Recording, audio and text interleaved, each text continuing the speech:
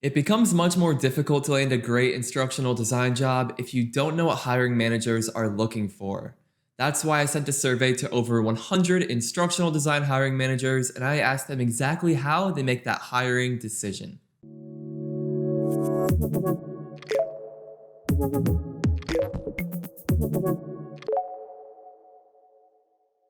With so many new instructional designers joining the field and so much work out there, I thought it would be a really good idea to get some deeper insight into the hiring manager's mind and make that data available for everyone who wants it. So in this video, we're going to be looking at the data from my 2021 hiring manager survey, and that full report is available on my website, so I will link that right in the description. Well, let's dive into it. So I shared this survey on LinkedIn, and in all, 101 hiring managers completed this survey.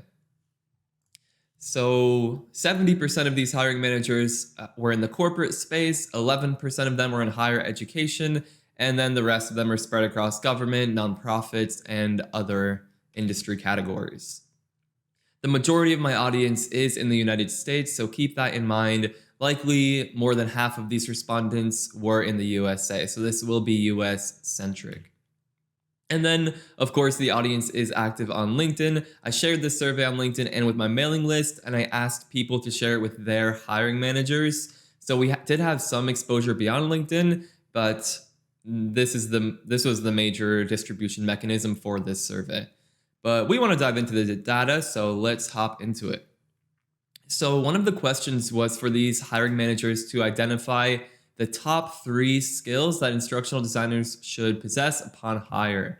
So e-learning development, of course, one overall. I mean, this makes sense considering how development heavy the current instructional design industry is. So these are skills with tools like Articulate Storyline and Adobe Captivate, and we'll dive into this a bit deeper later on.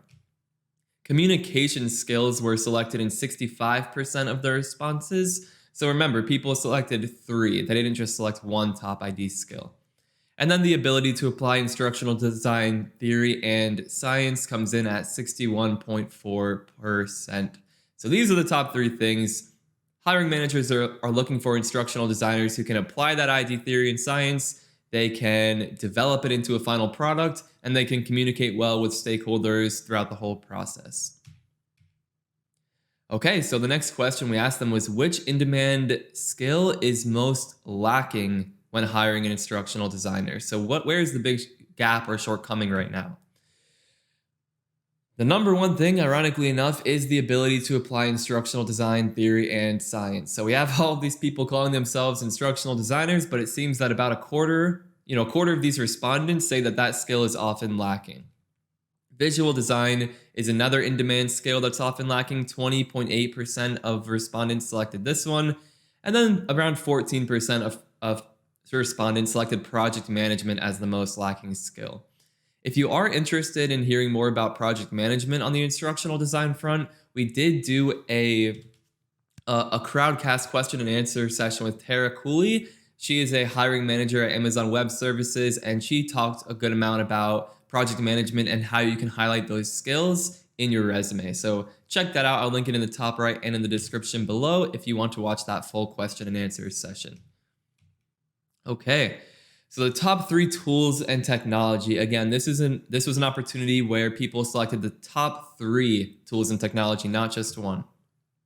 Articulate Storyline won out by a landslide here. 86% of these respondents selected Storyline as one of the top 3 tools and technology that instructional designers should be familiar with upon hire. So you can see how development focused the field seems to be right now. People are looking for designers who can hop on board and immediately hit the ground running with this authoring tool. And this one beat out Adobe Captivate by quite a lot. I think that one was sitting at around 20% or so. Again, check out the full report if you want to see the full rankings, not just the top 3 of these things. Learning management systems, about 50% of the respondents said you should be familiar with LMSs, and 47.5% want you to be familiar with PowerPoint. So no big surprises here other than the fact that Storyline just has such a lead over these other tools. Okay, so the top 3 concepts, models, and theories to be familiar with. 69.3% of participants selected ADDIE. So again, hiring managers seem to expect any instructional designer to be familiar with ADDIE. I have a video about that. Again, it will be linked in the top right and below. And then 61% want you to be able to write strong learning objectives. So again, this is a foundational, very important instructional design skill. I have a full video about this too. So if you are shaky on this, check out my full video about writing learning objectives with Bloom's taxonomy.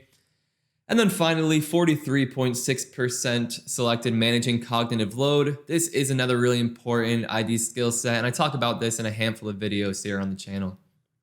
So, again, check out the full report for the rest of these concepts, but ADDIE and writing learning objectives, those are big ones, as you can tell. Okay, so now these are the top 3 things that hiring managers consider when hiring an instructional designer. So 85% included professional experience as one of their 3 choices. So people want to hire people who already have experience. That much is definitely clear. About that though, like if you don't have experience, I don't want you to feel discouraged, because people get instructional design jobs all the time without any formal instructional design experience. And there are really great ways to position your past experiences as relevant to instructional design. So drop a comment if you would like me to do a video just about this whole experience issue, how to get a job without experience, how to get experience if you don't have any, that sort of thing. The second most common selection for this top consideration is the interview. Clearly very important, especially because we've seen that communication skills are highly valued. So naturally, the interview will be very important. And 67% of these respondents selected the portfolio as one of the top 3 considerations. So I included a few more options here. We have the mock project assignment. I imagine that this may have won out over a portfolio in some cases, just because that obviously is a very common practice. Over half of these hiring managers say that a mock project is a top 3 consideration when hiring you. So you can see that it seems to be the norm right now that when people are in the interview process, hiring managers are asking them to do some sort of free work to prove their skills. Not thrilled about that. I know people find it difficult to interview when there's so much work required in the interviews, especially if you're already working a job. But this does seem to be the norm in our field right now. I would imagine that if you have a really strong portfolio that highlights your roles and responsibilities and makes people really confident in what you can do, that maybe they can be a bit more lenient on that mock project assignment. But that's a conversation for another time. I wanted to include this. Education, only 13% of respondents selected education as one of the top 3 considerations.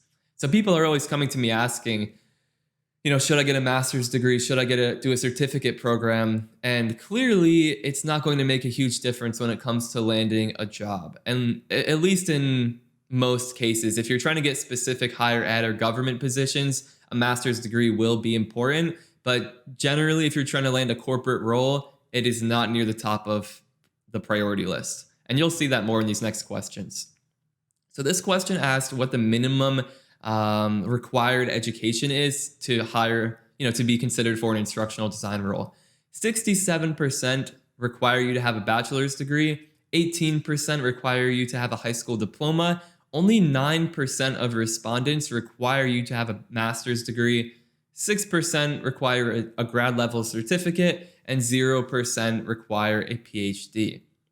Now, I'm sure you are all interested in the preferred education. You're probably expecting master's degree to be at the top, but 42% of people prefer to hire an instructional designer with a bachelor's degree. Only 33% prefer a master's degree. 18% prefer a certificate. 6% prefer a high school diploma, and nobody prefers a PhD. None of these respondents.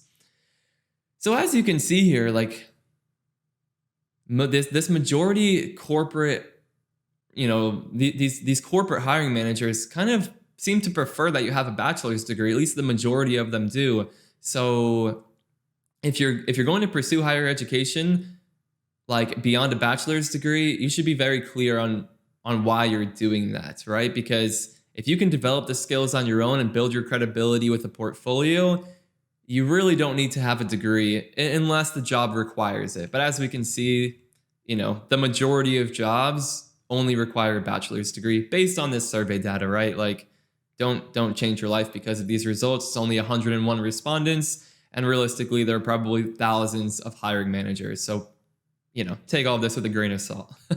But I did find these results kind of surprising. Okay, and now we asked hiring managers. We basically ask how big of a role does professional experience play in the hiring decision. So 28.7% just say you need to have professional experience or we're not going to hire you. That's what it seems to be here. 44.6% said that professional experience plays a significant role in their decision-making process, and only 5% say that experience plays no role in their hiring decision.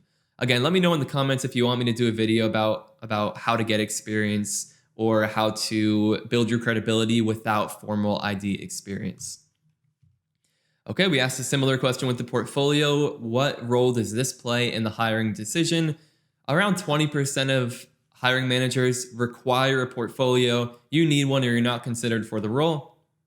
44.6% say that the portfolio plays a significant role in their hiring decision, and only 4% say that the portfolio doesn't play a role in the hiring decision. So as you can see, the portfolio is one of the best things that you can work on if you don't have formal experience. I'll link to my video. I have a full video about how to create your instructional design portfolio. So check that out. I'll link it in the top right and the description. Oh, and then there was another question. It was, what is the number one thing that you evaluate when looking at an instructional design portfolio? And it was actually, there were like 6 or so options, and you can like drag them and rank them in the order that they're most important. And this one right here, the ability to solve real world problems with instructional design, that was most often put in the number 1 position and had the overall highest score about, the number 1 thing people consider when evaluating a portfolio. So it is very, very important that in your instructional design portfolio, you show off your ability to solve real world problems with instructional design. That doesn't mean you have to have done it for real clients. It just needs to show that you really understand the process and that you can show how you applied it to a real problem. This is something we talk about a ton in the portfolio bootcamp. I could always link that in the description too if you want to learn more about that.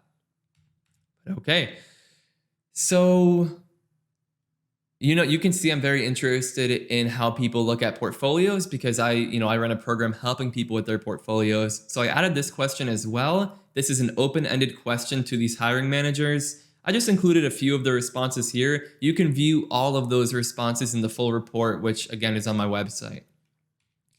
So here we go. These are some quotes directly from hiring managers. I look for obvious errors. If the portfolio has errors, then the applicant is likely not detail-oriented. So this just goes to show you need to go through that portfolio site and your projects with a fine-tooth comb, because people see errors on your site, they're going to imagine those errors on their company's projects, and that's going to get you out of the running. So that is very important. This hiring manager says that they need to understand the process and rationale that led to the examples contained in the portfolio, so having a description of the project is desirable.